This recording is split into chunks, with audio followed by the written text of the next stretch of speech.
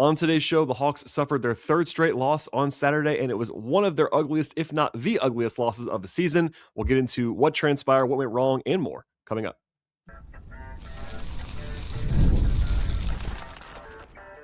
You are Locked On Hawks, your daily Atlanta Hawks podcast.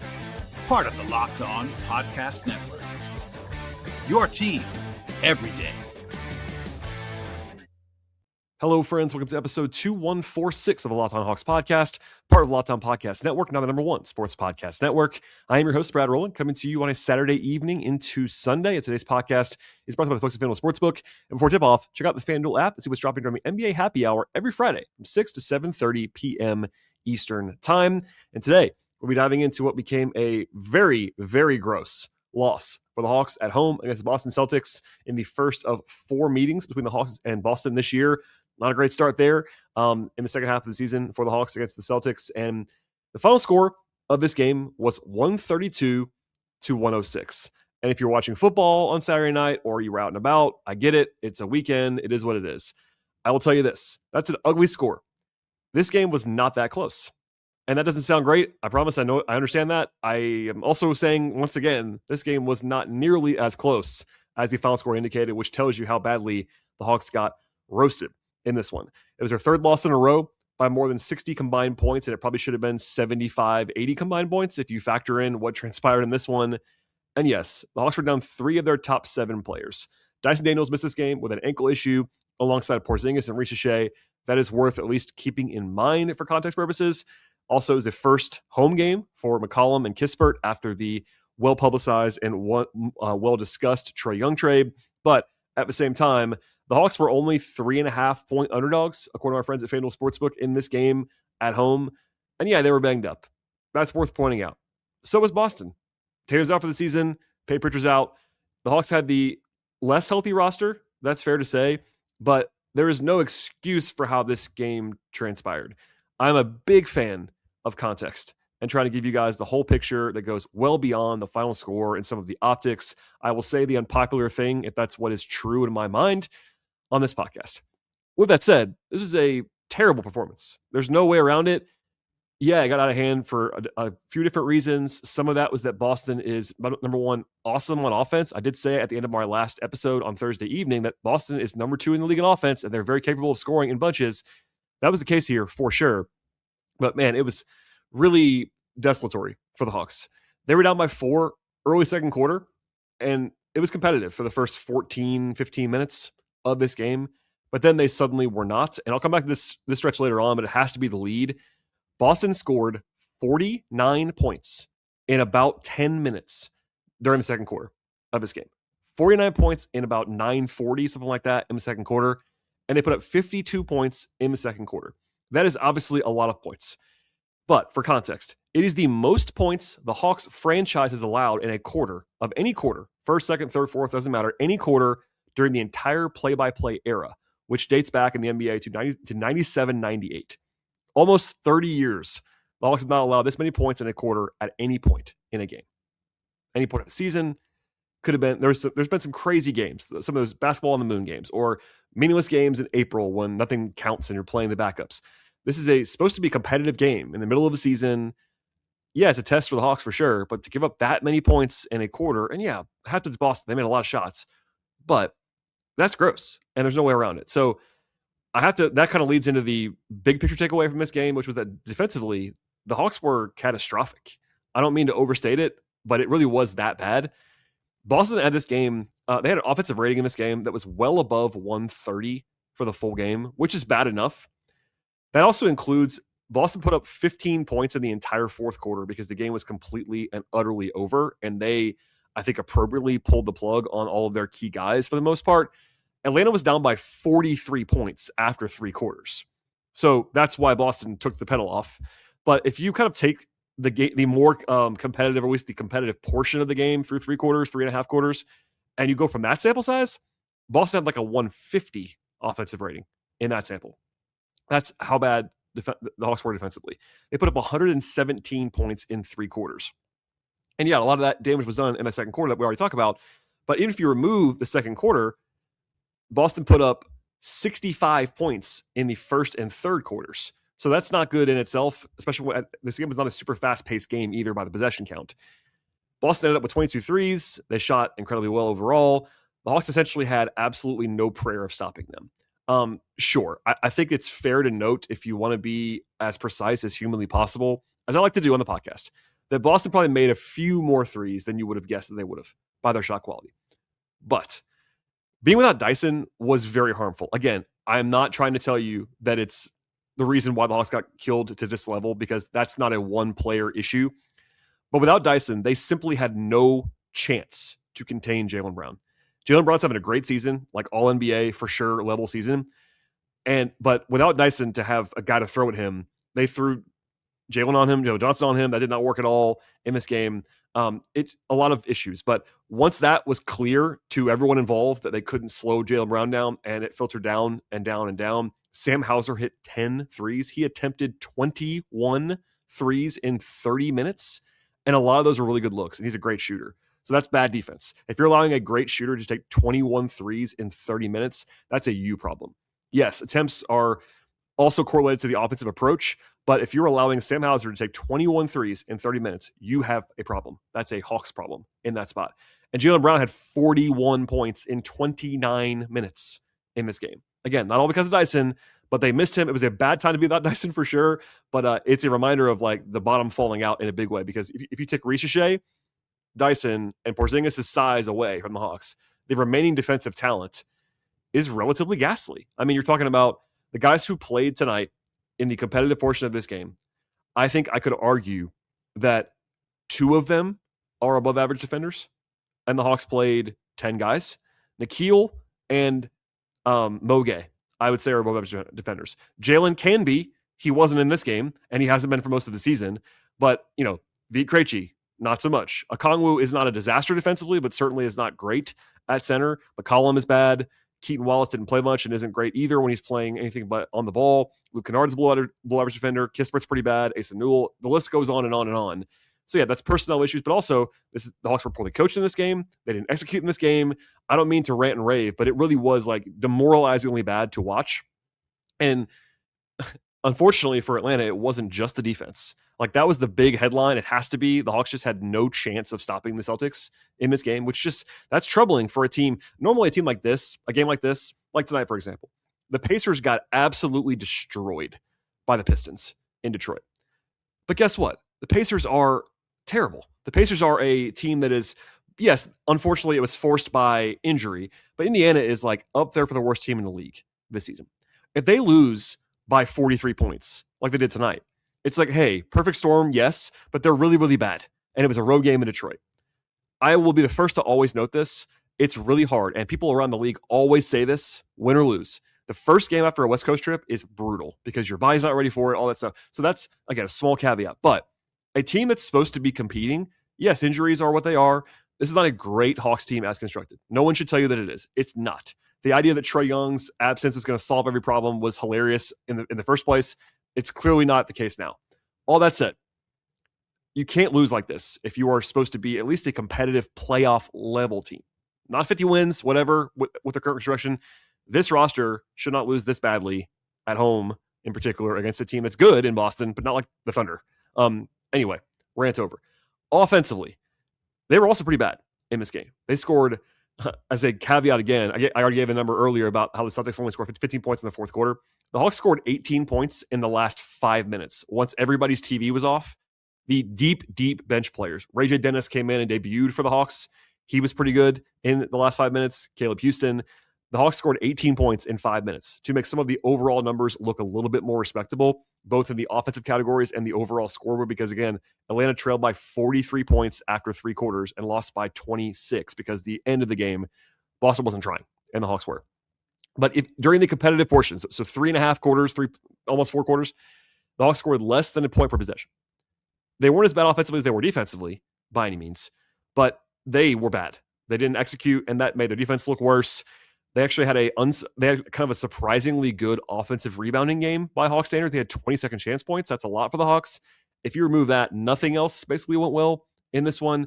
Jalen Johnson had nothing. McCollum was brutal. The role players did very little in this game. The Hawks actually shot 41% on twos. That's disastrous. this almost happened. Boston almost made more threes than the Hawks made twos. It was 23 threes for Boston and 23 twos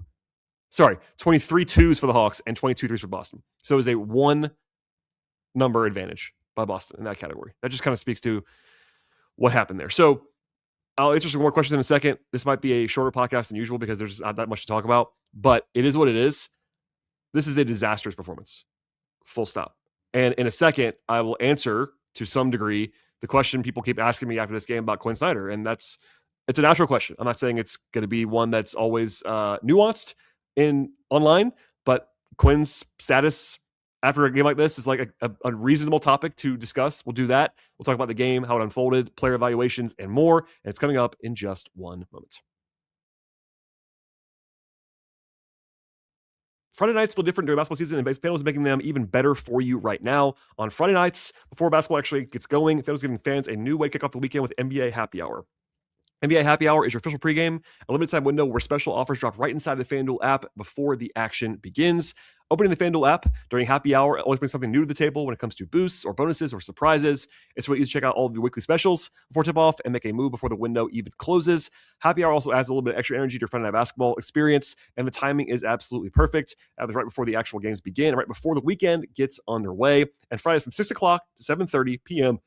Eastern Time have become appointment viewing with NBA Happy Hour. Plus, they have at FanDuel, they still have all the things that you need pregame, and it comes to live lines, all that stuff, as well as a full suite of offerings for other sports like football, baseball, hockey, golf, tennis, soccer, auto racing, MMA, boxing, and more. It's all there for you at FanDuel. So before tip-off on Friday nights, check out the FanDuel app, see what's dropping during NBA Happy Hour every Friday from 6 to 7:30 p.m. Eastern Time. A little bit of basketball, a little bit of action, and a whole lot of Friday night energy. That's NBA Happy Hour only on FanDuel, the official sports partner of the NBA.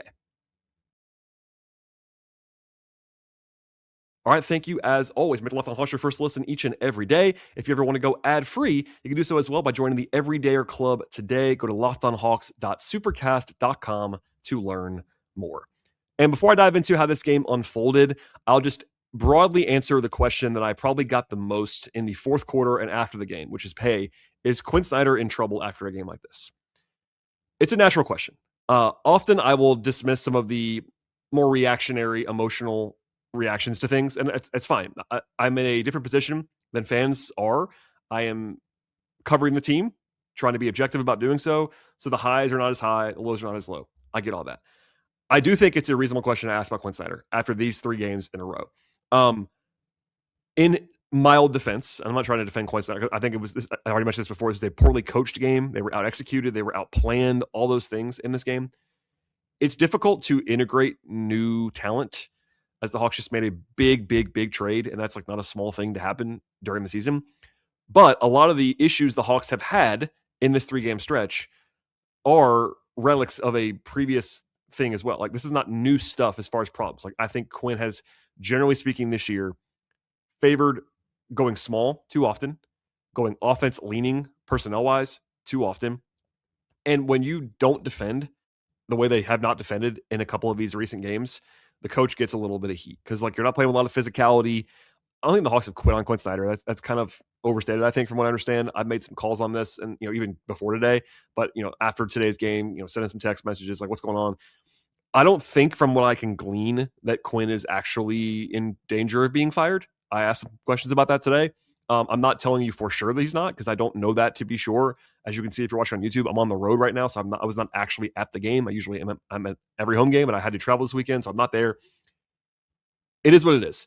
What I will say is that I totally understand criticism of Quinn Snyder. Now, I don't think it's like all on him. I think there's a roster problem as well. There's a coaching issue right now. This is a team in transition at the moment.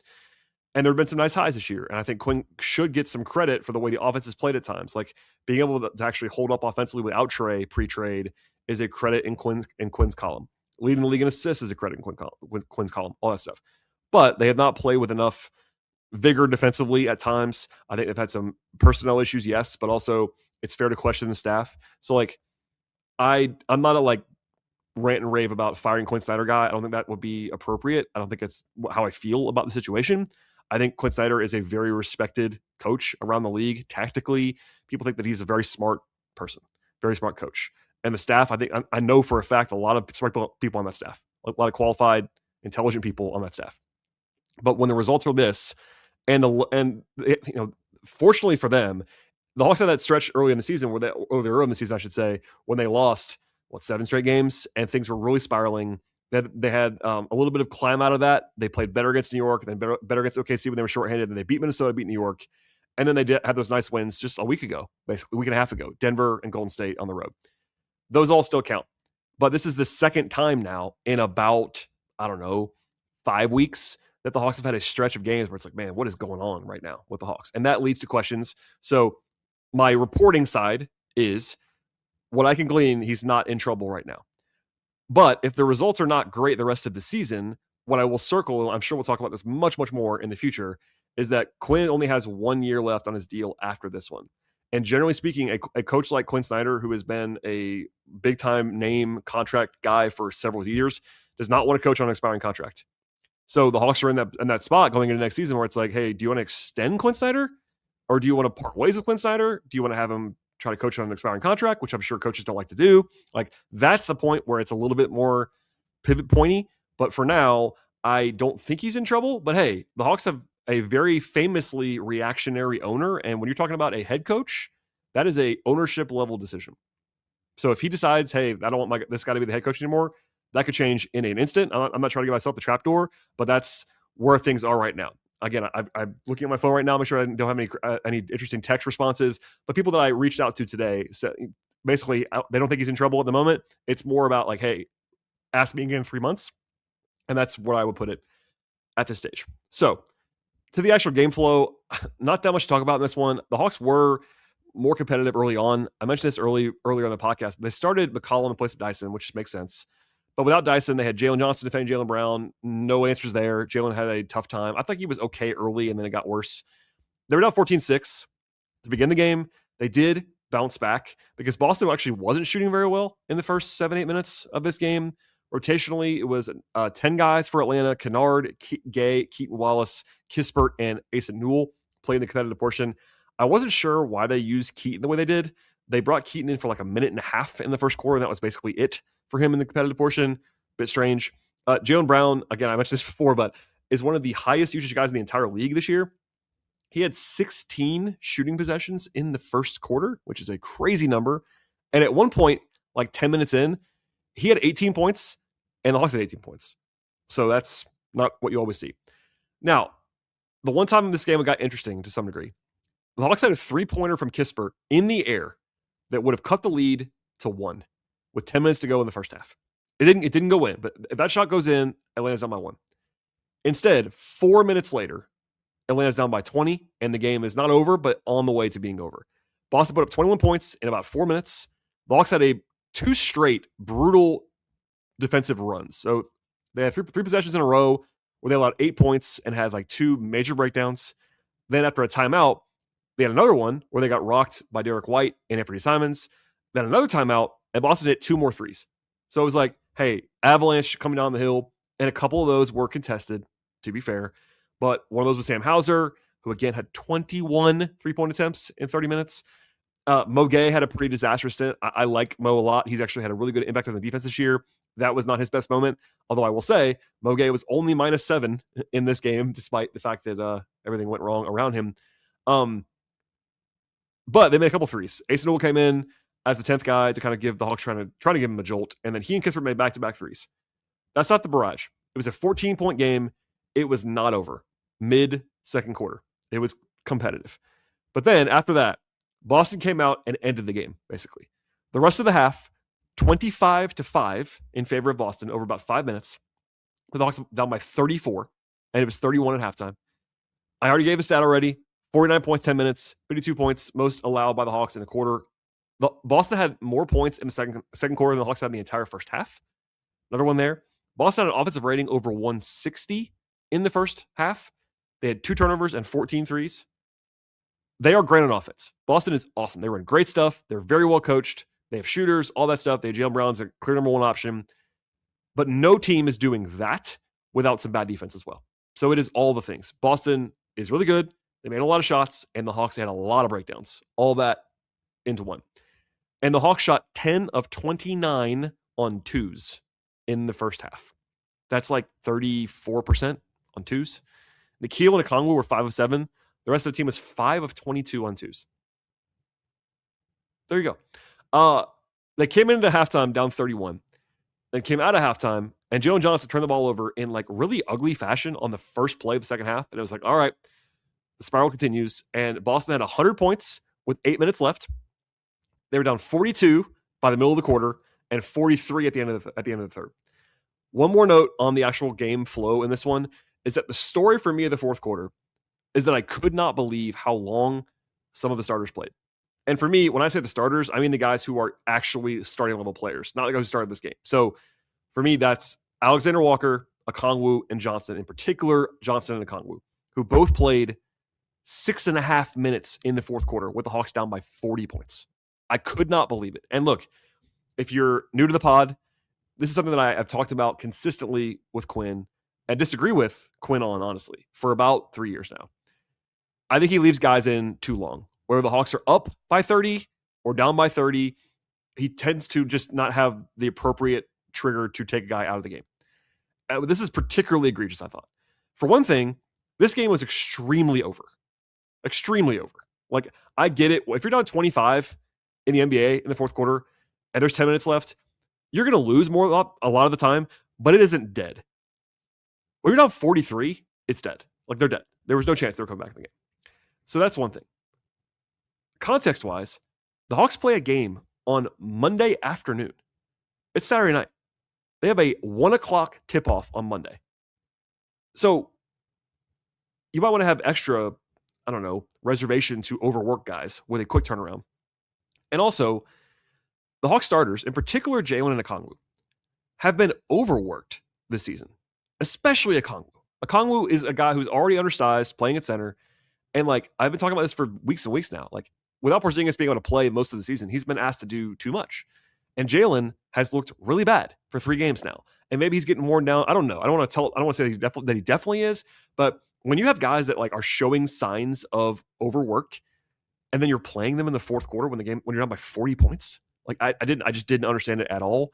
Finally, the deep bench came in with 5 minutes to go, and that was a nice debut for Ray Dennis and Caleb Houston coming back in. But didn't understand that one. Just want to at least note that it's not new. I've been saying this for literally 3 years with Quinn, but I did. This is one of the more crazy examples. There was a timeout with 7.5 minutes to go, and I thought surely he'll take Jalen and Okongwu out, and he didn't. They stayed in for 2 more minutes. And I just was apoplectic. Anyway, no harm done. Hopefully those guys are going to be okay for Monday, but it was just a weird moment. So I'll leave it there for now. In a second, I will talk about the player-by-player evaluations. And spoiler alert, they're not very good in this blowout loss. And then a quick look at what's going to happen on Monday afternoon. It's coming up in just one moment. Basketball is here. It was nothing like being in the building for a great game. The energy of the crowd, that first big run gets everybody going and on their feet in the building. And fans want to be in the building for those moments. They don't want to be stuck refreshing screens or guess what tickets are actually going to cost them on the market. And that's where Gametime comes in. The Gametime app gives fans the advantage back, making it incredibly easy to score amazing tickets, fast, simple, without any of the guesswork. Browsing the Gametime app is straightforward and it's also intuitive. You can find tickets in just a few taps. You also see the actual view from the seats before you actually buy the tickets. That process actually makes things so much better for you. You can be confident in the entire process, and prices also include fees up front, so the total is clear from the start. Gametime also has features like zone deals, actually up to unlock great seats, even better value prices, and it's whether it's NBA games or other live events like concerts or theater, everything is right there for you in just one place. Take all of the guesswork out of buying tickets with Gametime. Download the Gametime app, create an account, and use code LOCKEDONNBA. That's LOCKEDON NBA, Locked On NBA, for $20 off your first purchase. Terms apply. Download the Gametime app today and get in on the action. All right, and to the individual player stuff in this one, a lot of ugliness, as you might imagine. All the deep bench guys were in the positive plus minuses because the game was flipping to them at the end. I thought Dennis looked pretty good. I think offensively, Dennis is better than Keaton Wallace. Just defensively, Keaton's better, but there you go. Caleb Houston at 3, nothing much to add there. Mo Gay had an up and down game, 5 points, 7 rebounds, 3 assists, 2 steals, and a turnover for Mo in 19 minutes. Offensively, it was a bit of a roller coaster. Defensively, he was okay. there were some bad moments even for him. In this one, it was equal opportunity bad defense, but I thought Mo was at least not a total disaster. Kispert had 23 minutes, 16 points. The only guy on the bench who had a big offensive game, hit 2 threes, 7 rebounds for Corey in 23 minutes in his first home game. Asa Newell, 10 points in 9 minutes. A lot of that was garbage time, but I think at least he looked energetic in this one. Luke Kennard was quiet, 2 points, 4 rebounds for Luke in 23 minutes, 0-3 from 3, 1 of 2 on 2s. Keaton Wallace, 5 points in 13 minutes, 2 assists, 2 rebounds, and was barely in rotation. He was in the rotation. I thought he might play a little bit more than this, actually, but ended up being what it was based on the garbage time portion of this game. More interestingly, the starters, Vit Krejci has been really struggling now for a little while. Vit had been on a total heater for a large part of the year, offensively, and particularly with his shooting, but that has cooled considerably. In the last, I believe it's 4 games before this one, he was trending in the wrong direction, and then he came out in this one and went 1 for 6 on the floor, had 3 points in 19 minutes, had 4 fouls, just got blown through defensively. Like, it was an ugly Vit game. Ugly for a lot of guys. It was an ugly Vit game for sure. McCollum was also really struggling, I thought. 11 points on 15 shooting possessions. Not what you want there. 0-5 from 3, 4 of 9 on 2s, 7 rebounds, 4 assists. He wasn't quite as aggressive, we'll call it, on the shot selection as he was on Thursday night, but a little bit probably more in that direction, plus 3 turnovers for CJ. Defensively, rocky, we'll say. Nikhil, 18 points on 16 shots, 6 assists, no turnovers. I thought he was like one of their better players. At least he hit 4 threes. Nobody played well, but I thought he was probably the closest thing to that. Economy was also pretty good on offense, at least 21 points on 14 shots, 7 rebounds, 3 assists, and a steal. Defensively, not his best work, along with everybody else. And then Jalen Johnson is having his first genuine downturn of his star breakout. So I've said many times this year, Jalen is definitely on track to be an all-star, 100% should be an all-star this season. I'm saying that now to say he's now had 3 very bad games in a row. And when you are the guy, those get magnified a little bit more because, number one, the team can't afford them. And number 2, you get more blowback when you have a bad game. And it's been 3 games in a row. For example, the Lakers game, he had 13 points on 17 shots and was just generally not very productive. In the Portland game, he was as passive as I've seen him in a long time. He took 9 shots in 38 minutes and was just kind of just out there floating. Today, he was a little bit more aggressive offensively, but defensively, a lot of breakdowns, 4 turnovers, like just didn't have a lot of juice. He made a 3 at the buzzer, basically, of the first half. And before that, he had 1 point in the entire first half. Like, it's just, he's not alone. Like, he's not the problem. I'm not saying he's the only issue by any means, but when you're the guy, and he's the guy now, you get a little bit more heat, and he has been struggling now for about a week. And that is, by the way, right in line with the results, because in the wins against New Orleans, Denver, and Golden State, he played very well. When he did not play really well, the last 3 games, the Hawks have been pretty rough. So it's not always going to be that clean, but it's been that clean recently, and he's got to be better. I'm sure he understands that, and the team does as well. So I'll leave it there. It was a night to forget. There's interesting stuff to talk about because it was so bad.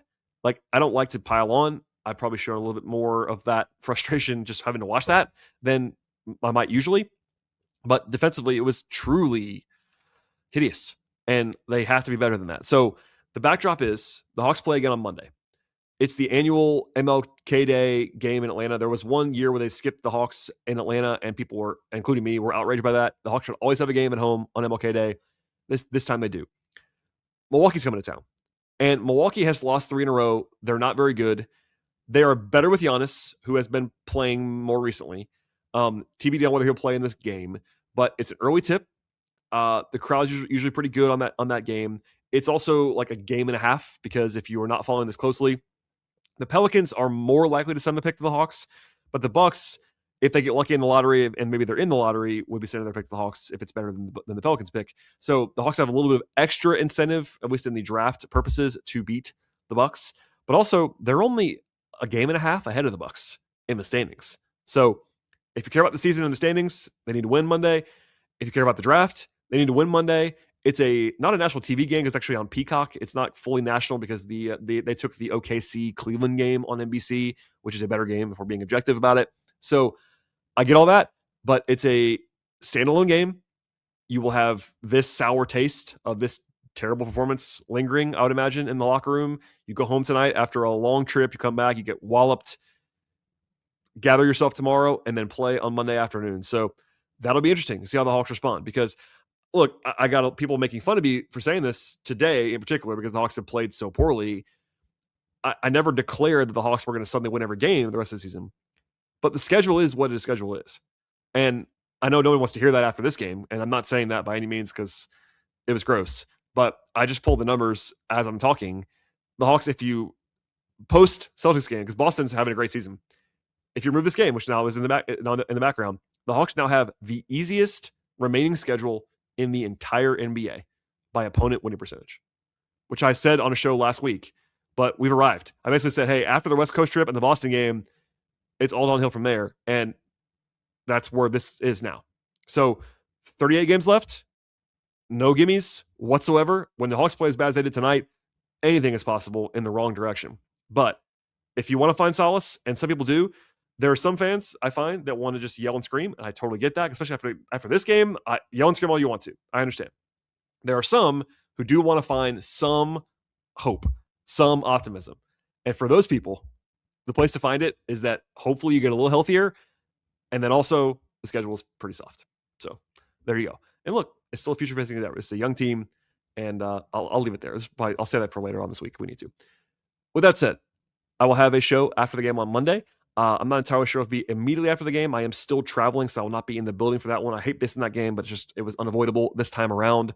But I will still be on top of the podcast. So please subscribe to Locked On Hawks anywhere you get your podcasts, Apple, Spotify, YouTube, etc. Please follow the show on X/Twitter at Locked On Hawks. Follow me there, and as well as on Blue Sky at BT Rowland on both places. And then also my non-podcast coverage of the Hawks can be found at patreon.com/BT Rowland. Everybody, thanks for listening as always and watching if you're watching on YouTube, and we'll see you all after the game on Monday.